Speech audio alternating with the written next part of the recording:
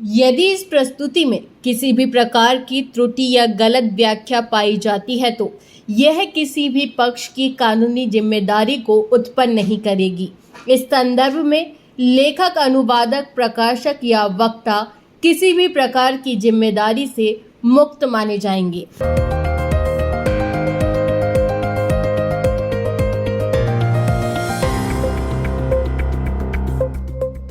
दोस्तों, मैं विवेक शुक्ला और आज आपके लिए एक बेहद महत्वपूर्ण केस मध्यस्थ अधिनियम पर केस लेकर के आया हूं। NBCC India Limited versus State of West Bengal and ORS, SCR 610 year 2025 volume 1, date of judgement 10 जनवरी 2025।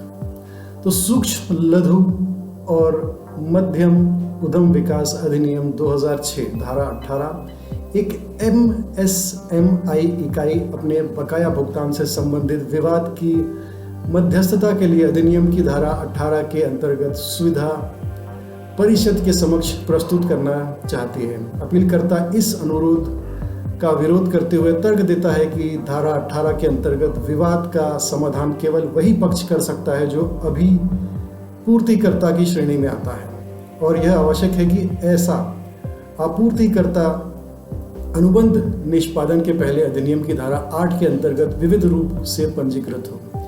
यदि पंजीकरण अनुबंध से पूर्व नहीं हुआ तो ऐसे विवाद समाधान के लिए सुविधा परिषद को भेजना जाना कानूनी स्वनिर्णय अधिनियम के पाठ, प्रसंग और उद्देश्य का विश्लेषण करने के पश्चात न्यायालय इस निष्कर्ष पर पहुंचा है कि धारा 18 सीमित नहीं है, बल्कि यह विवादों के समाधान हेतु एक उपचार का माध्यम है। इसलिए इसे लचीला रखा जाए ताकि कोई भी पक्ष विवाद का समाधान पाने के लिए उसे संदर्भित कर सके। यह तर्क आविष्कार किया गया कि विवाद से संबंधित कोई भी पक्ष केवल वही आपूर्तिकर्ता हो सकता है जिसने अधिनियम की धारा 8 के अंतर्गत ज्ञापन दायर किया हो। न्यायालय द्वारा शिल्पी इंडस्ट्रीज बनाम Kerala state road transport corporation तथा Gujarat state civil supplies corporation limited बनाम महाकाली फूड प्राइवेट लिमिटेड में जो मुद्दे उठाए थे वे वर्तमान मामले में मुद्दों से भिन्न थे। यद्यपि न्यायालय चाहे तो पूर्ववर्ती निर्णय के आधार पर यह निष्कर्ष निकाल सकता है कि शिल्पी इंडस्ट्रीज और महाकाली फूड्स के मामलों में दिए गए निर्णय तथा वैष्णव एंटरप्राइजेज और MS नितेश ई स्टेट में पारित के बाद यह आदेश इन मामलों में बाध्यकारी पूर्ववर्ती नहीं माने जा सकते।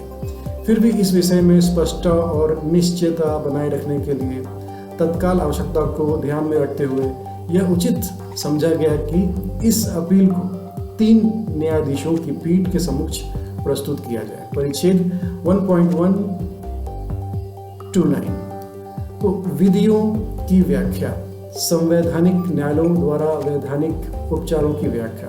निर्णय: जब किसी वैधानिक उपचार पर विचार किया जाता है तो यह संवैधानिक न्यायालय का कर्तव्य होता है कि वह ऐसी व्याख्या अपनाए जो केवल अधिकार और उपचार के बीच की दूरी को कम न करे बल्कि उसे सुनिश्चित करे कि उपचार प्रभावी हो। यदि अधिकार किसी दावे की स्वीकृति है तो उपचार उन दावों की वास्तविकता यानी कि एक्चुअलाइजेशन है, जबकि अधिकारों को संवैधानिक ढांचे के अंतर्गत व्यापक मान्यता प्राप्त है। यह आवश्यक है कि उपचार भी उतने ही प्रभावी और सुदृढ़ बनाए जाएं। उच्च न्यायालय का एक प्रमुख कार्य अधिकार और उपचार के बीच में खाई को पाटना है, जिससे कि विधायी, कार्यपालिका और न्यायपालिका तीनों पर उसके कार्यों में संदर्भ में उत्तरदायित्व उत्पन्न होता है, क्रमशः उन्हें प्रदान करने, क्रियान्वित करने और घोषित करने के रूप में। परिच्छेद 10 तो न्याय तक पहुंच, प्रभावी न्यायिक उपचार का अधिकार। तो निर्णय: प्रभावी न्यायिक उपचार का अधिकार न्याय तक पहुंच यानी एक्सेस टू जस्टिस का अभिन्न अंग है और संवैधानिक व्यवस्था के तहत एक प्रभावी न्यायिक उपचार की 4 आवश्यक शर्तें हैं: शुभलभता, वहनीयता, त्वरितता और सामान्य या मकता। सुलभता का अर्थ कि उपचार भौतिक रूप से और सूचना की दृष्टि से आसानी से उपलब्ध हो। वहनीयता उस लागत से संबंधित है जो उपचार प्राप्त करने में लगती है। यह लागत उचित होनी चाहिए और आवश्यक पड़ने पर विधिक सहायता या लीगल एड का प्रावधान भी होना चाहिए। त्वरितता का आशय न्यायिक कार्रवाई को शीघ्र निपटान से है और इसमें अनुचित विलंब को अस्वीकार्य माना गया है। और सामान्य मकता का तात्पर्य यह है कि व्यक्ति को अपने शिकायत के समाधान के लिए एक सुनिश्चित और विशिष्ट मंच यानी फोरम उपलब्ध होना चाहिए। परिच्छेद 10.1 सूक्ष्म लघु और मध्यम विकास अधिनियम 2006 धारा 18 विवाद से संबंधित कोई भी पक्ष शब्दों की व्याख्या स्वर्ण नियम यानी गोल्डन रूल का प्रयोग। निर्णय धारा 18 के पाठ स्पष्ट और निश्चित है। इसमें प्रयुक्त शब्द विवाद से संबंधित कोई भी पक्ष व्याख्या का प्राचीन सिद्धांत जिसे स्वर्ण नियम गोल्डन रूल ऑफ इंटरप्रिटेशन कहा जाता है यह है कि किसी भी विधि के शब्दों को उनके स्वाभाविक सामान्य और प्रचलित अर्थ में पढ़ा और समझा जाना चाहिए। अधिनियम की धारा 18 में विवाद से संबंधित कोई भी पक्ष शब्दों का प्रयोग जानबूझकर किया गया है। यदि संसद का आशय यह होता है कि कोई भी पक्ष केवल आपूर्तिकर्ता तक ही सीमित हो तो वह स्पष्ट रूप से उन्हीं शब्दों का प्रयोग करती है। न्यायालय संसद द्वारा प्रयुक्त यानी पार्टी कोई भी पक्ष शब्दों को बदलकर सप्लायर आपूर्ति नहीं बन सकता और न ही मूल पाठ को बदलकर धारा 18 के दायरे और उद्देश्य को सीमित कर सकता है।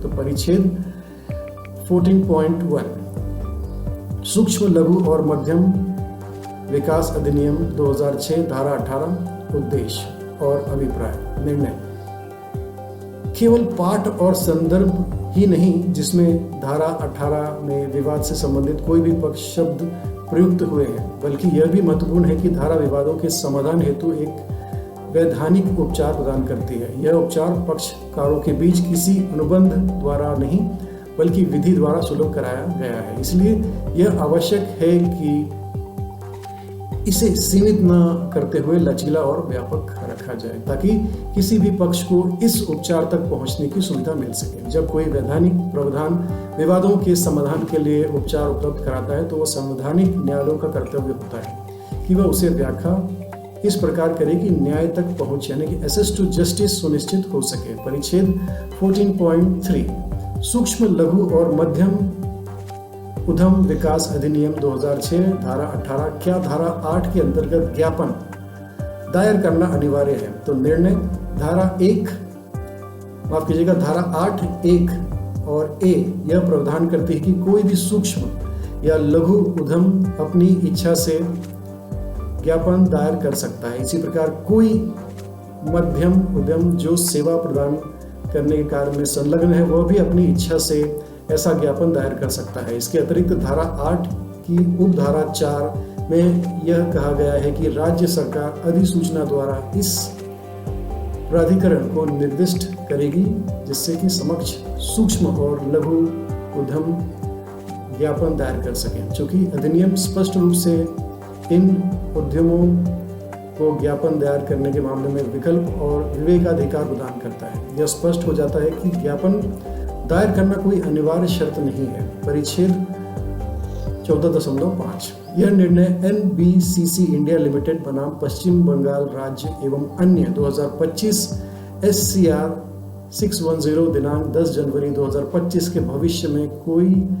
महत्वपूर्ण विधिक संस्थागत और नीतिगत प्रभाव पड़ने की संभावना है। इसके संभावित प्रभावों का एक विश्लेषणात्मक सारांश हिंदी में प्रस्तुत है। एक MSME सेक्टर को सशक्त बनाना। इस निर्णय से सूक्ष्म लघु और मध्यम उद्योगों को एक सशक्त विधिक संरक्षण मिला हुआ है क्योंकि अब यह स्पष्ट हो गया है कि मध्यस्थता के लिए सुविधा परिषद के समक्ष विवाद कोई भी पक्ष प्रस्तुत कर सकता है, सिर्फ आपूर्ति नहीं। इसमें वे उद्यम भी लाभान्वित होंगे जो धारा 8 के अंतर्गत पंजीकृत नहीं है परंतु भुगतान के विवाद में फंसे हुए हैं। तो वैधानिक प्रावधानों की व्याख्या में लचीलापन।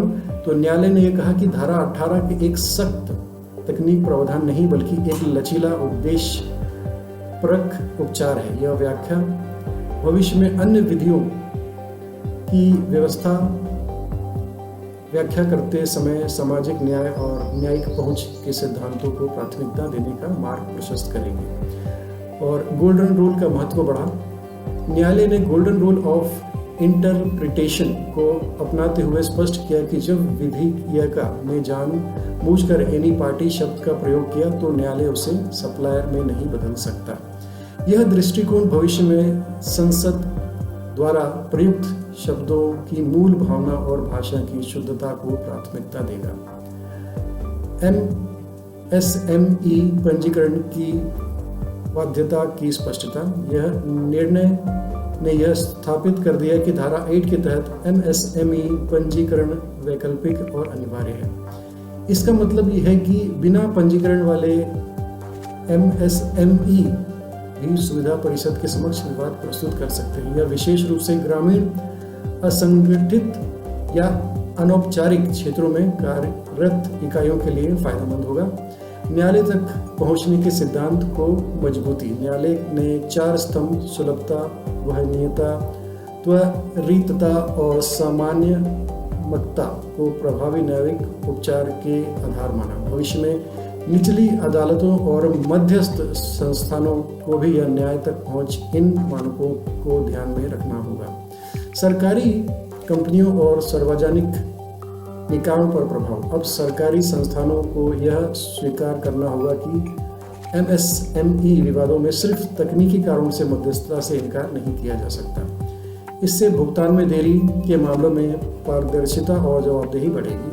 और वैधानिक उपचार बनाम संवैधानिक अधिकार। न्यायालय ने यह बताया कि जब कानून कोई उपचार देता है तो उसे प्रभावी बनाया जाना चाहिए ताकि वह संवैधानिक अधिकारों को साकार कर सके।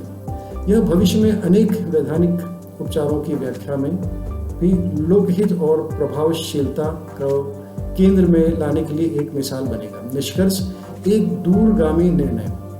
यह निर्णय न केवल MSME कानून की व्याख्या में क्रांति ला सकता है, बल्कि विधिक सुधारों, नीतिगत स्पष्टता और न्यायिक पहुंच के क्षेत्र में एक नई दिशा तय करता है। अगर यह जानकारी आपको उपयोगी लगी तो शेयर जरूर करें और दूसरों को भी जागरूक बनाएं। कानून को समझिए और अपने अधिकारों को जानिए। बने रहिए हमारे साथ। मिलते हैं हम अगली कड़ी में और तब तक के लिए। यह न्यायिक निर्णय का विवरण सर्वोत्तम प्रयासों के तहत हिंदी भाषा में प्रस्तुत किया गया है ताकि कानूनी मामलों की जानकारी आम जनता तक सरल और सुलभ रूप में पहुंचाई जा सके। हालांकि इस अनुवाद या प्रस्तुति में किसी भी प्रकार की त्रुटि, गलत व्याख्या, विसंगति या चूक की संभावना हो सकती है। यह सामग्री केवल शैक्षिक और सूचनात्मक उद्देश्यों के लिए प्रदान की गई है और इसे किसी भी विधिक परामर्श या आधिकारिक दस्तावेज के रूप में नहीं लिया जाना चाहिए। कृपया किसी भी कानूनी निर्णय या कार्यवाही से पहले किसी योग्य अधिवक्ता या विधिक विशेषज्ञ से परामर्श करें।